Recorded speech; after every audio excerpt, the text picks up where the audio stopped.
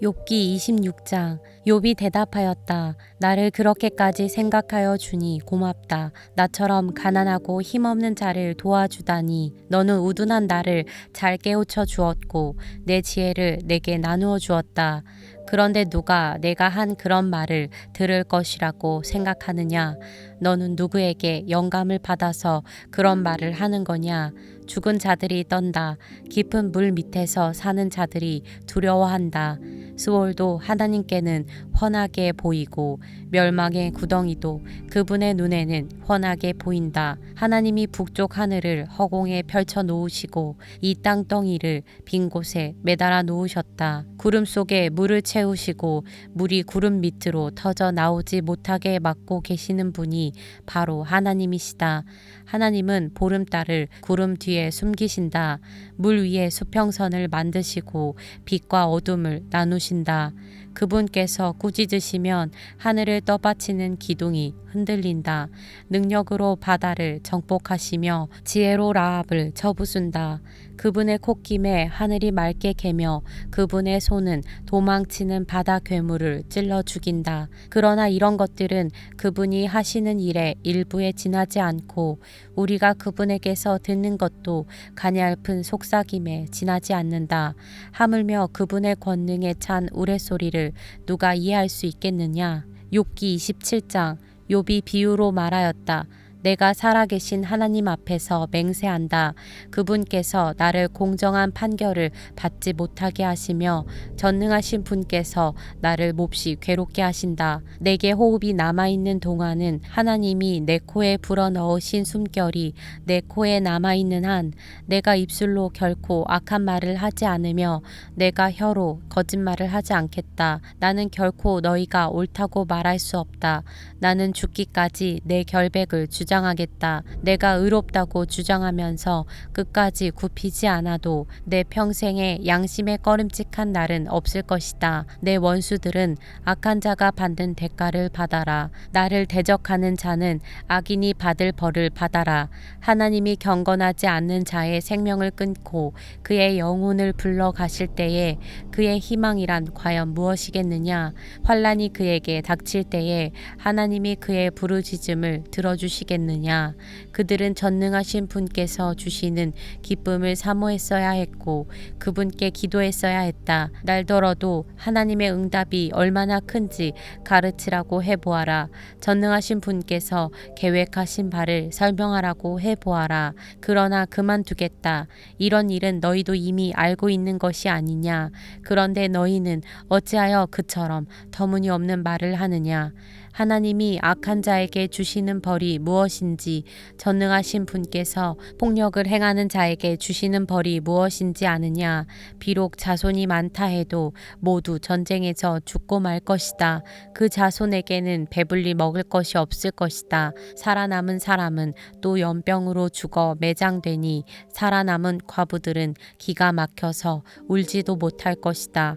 돈을 셀 수도 없이 긁어 모으고 옷을 산더미처럼 쌓아놓아도 엉뚱하게도 의로운 사람이 그 옷을 입으며 정직한 사람이 그 돈더미를 차지할 것이다. 악한 자들이 지은 집은 거미집과 같고 밭을 지키는 일꾼의 움막과 같다. 부자가 되어서 잠자리에 들지만 그것으로 마지막이다.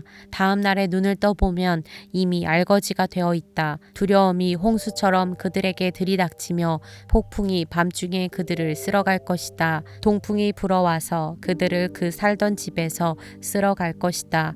도망치려고 안간 힘을 써도 동쪽에서 오는 폭풍이 사정없이 불어닥쳐서 그들을 날려버릴 것이다. 도망가는 동안에 폭풍이 불어닥쳐서 무서운 파괴력으로 그들을 공포에 떨게 할 것이다.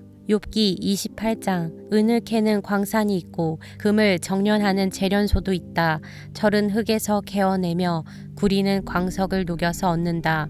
광부들은 땅속을 깊이 파고 들어가서 땅속이 아무리 캄캄해도 그 캄캄한 구석구석에서 광석을 캐어낸다. 사람이 사는 곳에서 멀리 떨어진 곳, 사람의 발이 가 닿지 않는 곳에 사람들은 갱도를 판다. 줄을 타고 매달려서 외롭게 일을 한다. 땅 위에서는 먹거리가 자라지만 땅속은 같은 땅인데도 용암으로 들끓고 있다. 바위에는 사파이어가 있고 돌가루에는 금이 섞여 있다.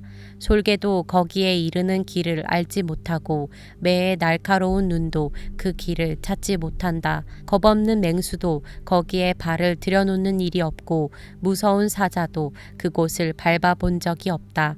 사람은 굳은 바위를 깨고 산을 그 밑뿌리까지 파들어 간다. 바위의 굴을 뚫어서 각종 진귀한 보물을 찾아낸다.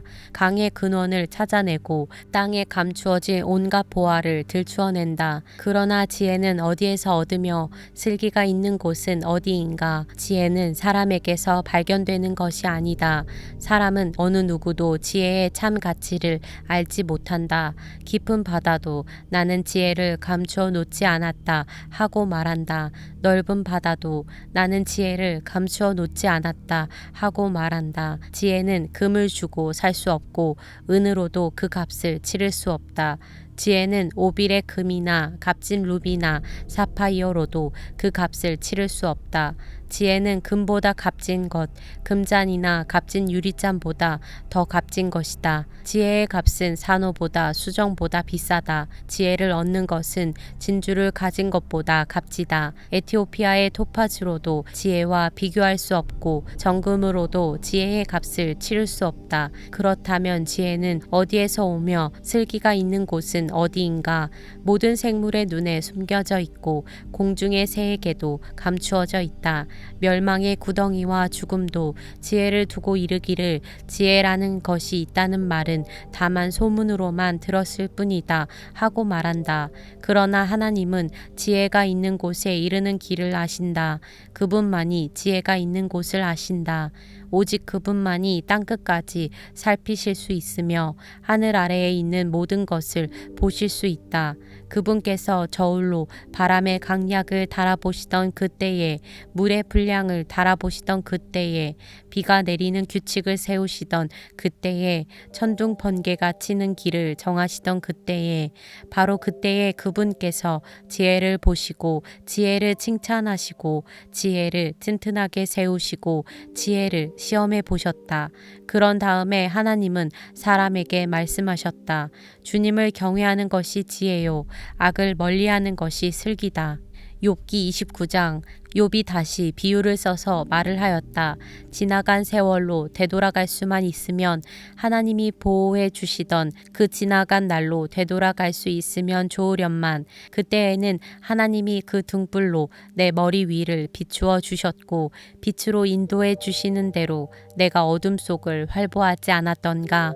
내가 그처럼 잘 살던 그 시절로 다시 돌아가서 살 수 있으면 좋으련만 내 집에서 하나님과 친밀하게 사귀던 그 시절로 되돌아갈 수 있으면 좋으련만 그때에는 전능하신 분께서 나와 함께 계시고 내 자녀들도 나와 함께 있었건만 젖소와 양들이 젖을 많이 내어서 내 발이 젖으로 흠뻑 젖었건만 돌짝밭에서 자란 올리브 나무에서는 올리브 기름이 강물처럼 흘러나왔건만 그때에는 내가 성문회관에 나가거나 광장의 자리를 잡고 앉으면 젊은이들은 나를 보고 비켜서고 노인들은 일어나서 내게 인사하였건만 원로들도 하던 말을 멈추고 손으로 입을 가렸으며 귀족들도 혀가 입천장에 달라붙기나 한 것처럼 말소리를 죽였건만 내 소문을 들은 사람들은 내가 한 일을 칭찬하고 나를 직접 본 사람들은 내가 한 일을 기꺼이 자랑하고 다녔다.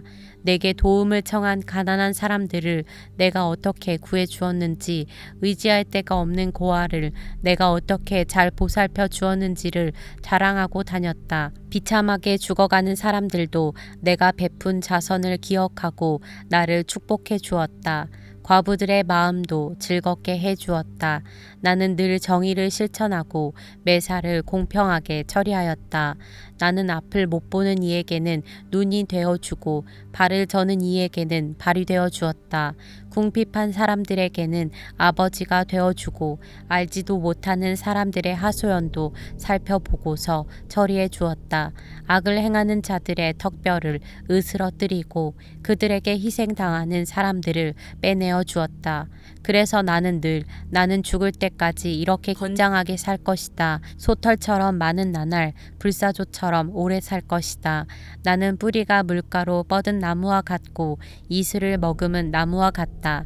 사람마다 늘 나를 칭찬하고 내 정력은 쇠하지 않을 것이다 하고 생각하였건만 사람들은 기대를 가지고 내 말을 듣고 내 의견을 들으려고 잠잠히 기다렸다. 내가 말을 마치면 다시 뒷말이 없고 내 말은 그들 위에 이슬처럼 젖어들었다. 사람들은 내 말을 기다리기를 단비를 기다리듯 하고 농부가 봄비를 기뻐하듯이 내 말을 받아들였다. 내가 미소를 지으면 그들은 새로운 확신을 얻고 내가 웃는 얼굴을 하면 그들은 새로운 용기를 얻었다. 나는 마치 군대를 거느린 왕처럼 슬퍼하는 사람을 위로해주는 사람처럼 사람들을 돌보고 그들이 갈 길을 정해주곤 하였건만. 욥기 30장. 그런데 이제는 나보다 어린 것들까지 나를 조롱하는구나. 내 양떼를 지키는 개들 축에도 끼지 못하는 쓸모가 없는 자들의 자식들까지 나를 조롱한다. 젊어서 손에 힘이 있을 듯하지만 기력이 쇠하여서 쓸모가 없는 자들이다. 그들은 가난과 굶주림에 허덕여서 몰골이 흉하며 메마른 땅과 황무지에서 풀뿌리나 씹으며 덤불 속에서 자란 쓴 나무를 캐어 먹으며 대싸리 뿌리로 끼니를 삼는 자들이다. 그들은 사람 축에 끼지 못하여 동네에서 쫓겨나고 사람들이 마치 도둑을 쫓듯이 그들에게 도둑이야 하고 소리를 질러 쫓아버리곤 하였다. 그들은 급류에 패여 벼랑진 골짜기에서 지내고 땅굴이나 동굴에서 살고 짐승처럼 덤불 속에서 움츠리고 있거나 가시나무 밑에 몰려서 웅크리고 있으니 그들은 어리석은 자의 자식들로서 이름도 없는 자의 자식들로서 회초리를 맞고 제고장에서 쫓겨난 자들이다. 그런데 그런 자들이 이제는 돌아와서 나를 비웃는다. 내가 그들의 말거리가 되어버렸다. 그들은 나를 꺼려 멀리하며 마주치기라도 하면 서슴지 않고 침을 뱉는다. 하나님이 내 활시위를 풀어버리시고 나를 이렇게 무기력하게 하시니 그들이 곱비 풀린 말처럼 내 앞에서 날뛴다. 이 천한 무리들이 내 오른쪽에서 나와 겨루려고 들고 일어나며 나를 잡으려고 내가 걷는 길에 덫을 놓고 나를 파멸시키려고 포위망을 좁히고 있다. 그들은 내가 도망가는 길마저 막아버렸다. 그들이 나를 파멸시키려고 하는데도 그들을 막을 사람이 아무도 없다. 그들이 성벽을 뚫고 그 뚫린 틈으로 물밀듯 들어와서 성난 파도처럼 내게 달려드니 나는 두려워서 벌벌 떨고 내 위엄은 간 곳 없이 사라지고 구원의 희망은 뜬구름이 사라지듯 없어졌다. 나는 이제 기력이 쇠하여서 죽을 지경에 이르렀다. 지금까지 나는 괴로운 나날들에 사로잡혀서 편하게 쉬지 못하였다. 밤에는 뼈가 쑤시고 뼈를 깎는 아픔이 그치지 않는다. 하나님이 그 거센 힘으로 내 옷을 거세게 잡아당기셔서 나를 옷깃처럼 휘어 감으신다. 하나님이 나를 진흙 속에 던지시니 내가 진흙이나 쓰레기보다 나을 것이 없다. 주님, 내가 주님께 부르짖어도 주님께서는 내게 응답하지 않으십니다. 내가 주님께 기도해도 주님께서는 들은 채도 않으십니다. 주님께서는 내게 너무 잔인하십니다. 힘이 세신 주님께서 힘이 없는 나를 핍박하십니다. 나를 들어 올려서 바람에 날리게 하시며 태풍에 휩쓸려서 흔적도 없이 사라지게 하십니다. 나는 잘 알고 있습니다. 주님께서는 나를 죽음으로 몰아넣고 계십니다. 끝내 나를 살아있는 모든 사람들이 다 함께 만나는 그 죽음의 집으로 돌아가게 하십니다. 주님께서는 어찌하여 망할 수밖에 없는 연약한 이 몸을 치십니까? 기껏 하나님의 자비나 빌어야 하는 것밖에는 아무것도 할 수 없는 보잘것없는 이 몸을 어찌하여 그렇게 세게 치십니까? 고난 받는 사람을 보면 함께 울었다. 궁핍한 사람을 보면 나도 함께 마음 아파하였다. 내가 바라던 행복은 오지 않고 화가 들이닥쳤구나. 빛을 발았더니 어둠이 밀어닥쳤다. 근심과 고통으로 마음이 가 갈기갈기 찢어지고 하루도 고통스럽지 않은 날이 없이 지금까지 살아왔다. 햇빛도 비치지 않는 그늘진 곳으로만 침울하게 돌아다니다가 사람들이 모여있는 곳에 이르면 도와달라고 애걸이나 하는 신세가 되고 말았다. 나는 이제 이리의 형제가 되고 타조의 친구가 되어버렸는가. 내가 내 목소리를 들어보아도 내 목소리는 구슬프고 외롭다. 살갗은 검게 타서 벗겨지고 뼈는 열을 받아서 타버렸다. 수금소리는 통곡으로 바뀌고 피리소리는 애곡으로 바뀌었다.